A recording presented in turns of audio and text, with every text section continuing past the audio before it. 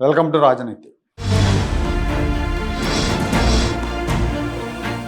Visakhapatnam steel ప్లాంట్లో జరిగిన ప్రమాదంలో 8 మంది కార్మికులు దుర్మరణం పాలయ్యారు, కొంతమంది గాయపడ్డారు.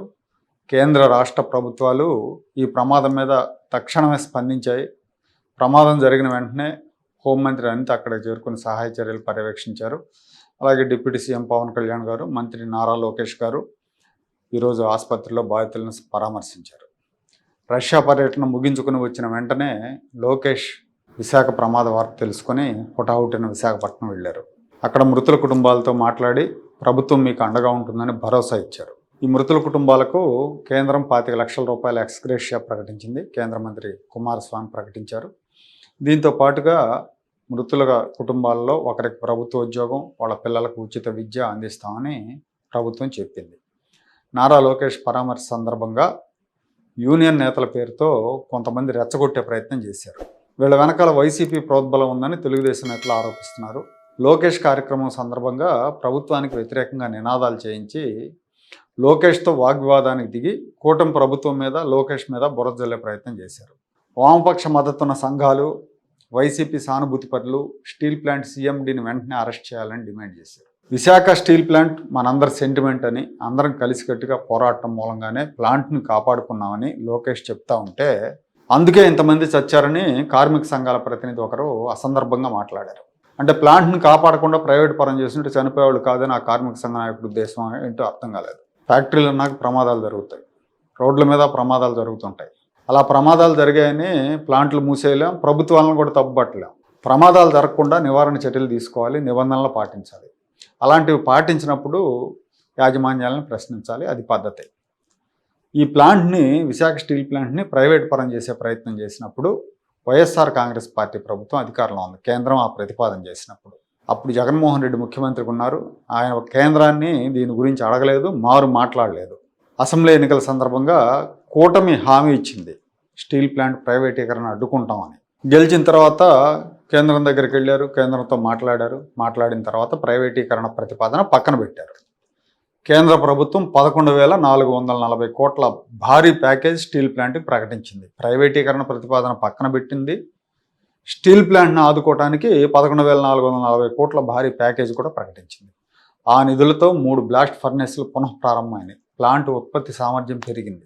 ఇప్పుడు రెండో విడతగా 8,097 కోట్ల అదనపు సాయం అందించేందుకు ప్రతిపాదనలు సిద్ధమైనాయి. ఈ డబ్బుతో సొంతంగా కోక్ ఉత్పత్తి పెంచేందుకు, కొత్త కోక్ ఓవెన్ బ్యాటరీల నిర్మాణానికి ఈ డబ్బును ఉపయోగిస్తారు. నిధుల మంజూరుకు కేంద్ర ఆర్థిక శాఖ గ్రీన్ సిగ్నల్ ఇచ్చింది. కేబినెట్ ఆమోదం కూడా పొందితే ఆ నిధులు విడుదలవుతాయి. జగన్మోహన్ రెడ్డి హయాంలో ప్రైవేటీకరణ ముప్పు ఎదుర్కొన్న స్టీల్ ప్లాంట్కు కూటమి ప్రభుత్వం వచ్చిన తర్వాత దాదాపు 20,000 కోట్లు మంజూరు చేయడమే కాకుండా ప్రైవేటీకరణ ప్రతిపాదన పక్కన పెట్టారు. ఇది కూటమి సాధించిన ఘనత. అయితే కొన్ని వామపక్ష సంఘాలకు దీన్ని గుర్తించడం ఇష్టం లేదు.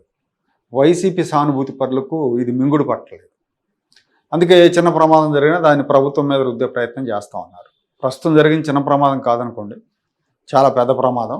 ప్రభుత్వాలు కార్మికులను ఆదుకోవడానికి ఉదారంగా ముందుకు వచ్చాయి. ఈ సందర్భంగా లోకేష్తో వీళ్ళు వాదన పెట్టుకొని ఆయన మాటల్ని కట్ చేసి లోకేష్ కార్మికులను అవమానపరిచాడని వైసీపీ హ్యాండిల్స్ ద్వారా దుష్ప్రచారం చేస్తున్నారు. వైసీపీ అఫీషియల్ ట్విట్టర్ అకౌంట్లో లోకేష్ మాట్లాడిన మాటలు పెట్టి ఈ పరామర్శకు వచ్చాడా లేకపోతే గొడవకు వచ్చాడా అన్నట్టుగా వాళ్ళు ప్రచారం చేస్తూ ఉన్నారు. కావాలంటే ఆ వీడియో చూడండి. ఫ్యాక్టరీని కాపాడింది మేము, ఈయన పోరాడారు.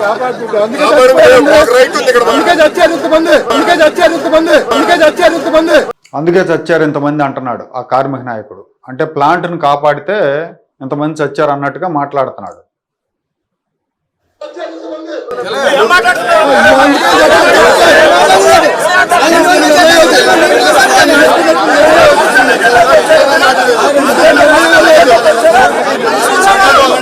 ప్రమాద బాధితుల పరామర్శకు వచ్చిన లోకేష్ అరగంటగా మాట్లాడారని ప్రచారం చేస్తూ ఉన్నారు వైసీపీ వాళ్ళు.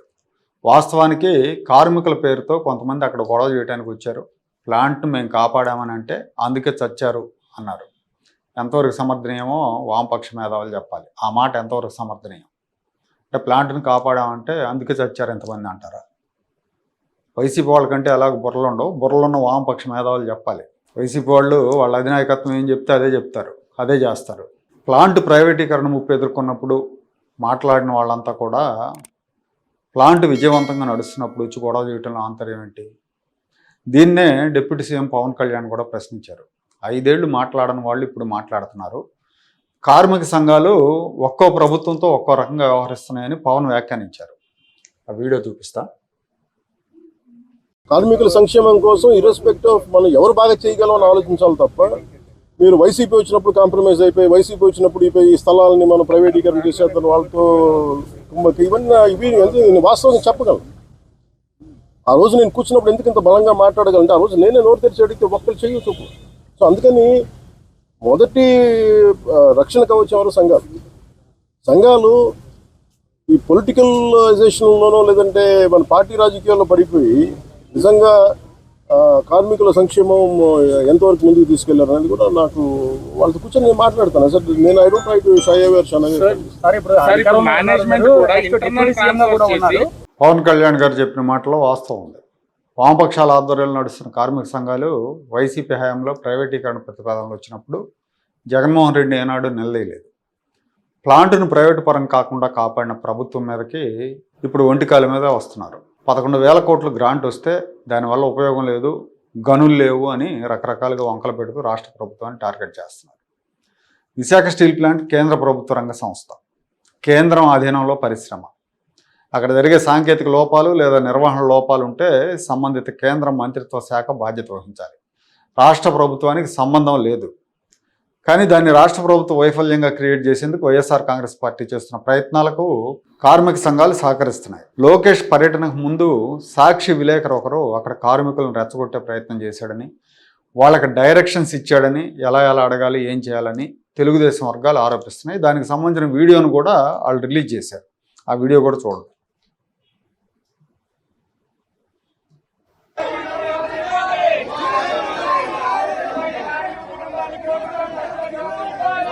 ఆ బ్లూ షర్ట్ అతను సాక్షి ప్రతినిధి అని చెప్తున్నారు.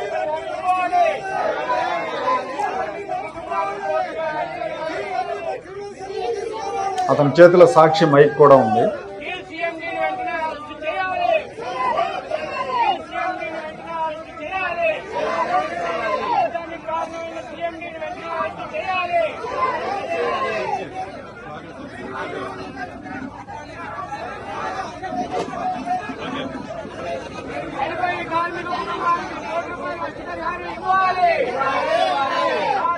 ఈ స్టీల్ ప్లాంట్ని కాపాడటానికి తాము ఎంత కష్టపడ్డామో కేంద్ర పరిశ్రమల శాఖ సహాయ మంత్రి శ్రీనివాసరాజు సమక్షంలో లోకేష్ విలేకరులకు వివరించారు. ఆర్థిక మంత్రి నిర్మలా సీతారామన్తో ముఖ్యమంత్రి చంద్రబాబు 14 గంటల పాటు దీని గురించి చర్చించారని చెప్పారు. ఈరోజు ఎవరు వచ్చారండి ఇక్కడికి? ప్రతిపక్ష ఇది టీమ్ 11 కెప్టెన్ వచ్చాడా? అడుగుతున్నా, టీమ్ 11 కెప్టెన్ వచ్చాడు ఇక్కడికి? లేదు కదా. కుమారస్వామి గారు 6 గంటలు ఎందుకు వచ్చాడు? ఆయన ఎందుకు ప్రకటించాడు? 25 లక్షలు ఈరోజు రాత్రి కుటుంబాల అకౌంట్ లో మేము వేస్తామని చెప్పాను. 9 రోజుల తర్వాత తిప్పి నన్ను అడుగు, అప్పుడు నేను సమాధానం చెప్పగలుగుతా. గానీ మీరే కావాలని అపోహలు సృష్టించి, కార్మిక సంఘ నాయకులు అపోహలు సృష్టించి, ఇది కరెక్ట్ కాదు. I'm sorry to say. మేము కాపాడాం ప్లాంట్, స్టీల్ ప్లాంట్. మాకున్న చిత్తశుద్ధి మేము కాపాడాం. నాకు ఇప్పుడు కూడా ఫోటో ఉంది. మేడం గారు, నిర్మలా సీతారామన్ గారు కూర్చుని ఉంటారు, బాబు గారు ఉంటారు, పైన క్లాక్ ఉంటుంది. పొద్దున 12 గంటల 15 నిమిషాలు జరుగుతున్న మీటింగ్. రాత్రి ఫోటో తేనా, రాత్రి 2 వరకు మీటింగ్ జరిగింది. ఫోటోలో 12:15 అంటే డేట్ మారింది. ఇప్పుడు మేడం గారికి అవసరం అది? నిర్మలా సీతారామన్ గారికి అవసరమా అంతవరకు ఉండి మనతో చర్చించి ఇంత ప్యాకేజ్ ఇవ్వాల్సిన అవసరం మేడం గారికి లేదు అని మనకి చిత్తశుద్ధి. అందుకే మనం చెప్పింది మరో ముఖ్యమంత్రి గారికి అనుకున్న అనుభవంతో ఆయన చెప్తే అక్కడ వినే. ఈ ప్లాంట్ కోసం మేము ఇంత కష్టపడితే మమ్మల్ని టార్గెట్ చేయటం ఏంటన్నది లోకేష్ ప్రశ్న. కార్మిక సంఘాల వైఖరి చూస్తూ ఉంటే నాకు ఒక ముతక సామెత గుర్తుకొస్తూ ఉంది. పెట్టడం ఎలాగో పెట్టదు, పెట్టే ముండకేం రోగం అనే సామెత గుర్తుకొస్తూ ఉంది. జగన్మోహన్ రెడ్డి ఆయన కేంద్రాన్ని అడిగే సీన్ లేదు, ఆయన్ని అడిగే సీన్ ఈ కార్మిక సంఘాలకు లేదు. ఇప్పుడు మాత్రం ఎగేసుకొని వస్తుంటారు. ఇక వైసీపీ గురించి కొత్తగా చెప్పేదేం లేదు. శవ రాజకీయాలు చేయడంలో వైసీపీ వాళ్ళని మించిన వాళ్ళు లేరు. బాధితులకు న్యాయం చేయటం కంటే ప్రభుత్వం మీద బండలేయటమే వీళ్ళ అజెండా. రేపు జగన్మోహన్ రెడ్డి గారు అక్కడికి పరామర్శకు వెళ్తున్నారు. మరి ఎన్ని విచిత్ర ప్రకటనలు చేస్తారో వేచి చూడాల్సిందే.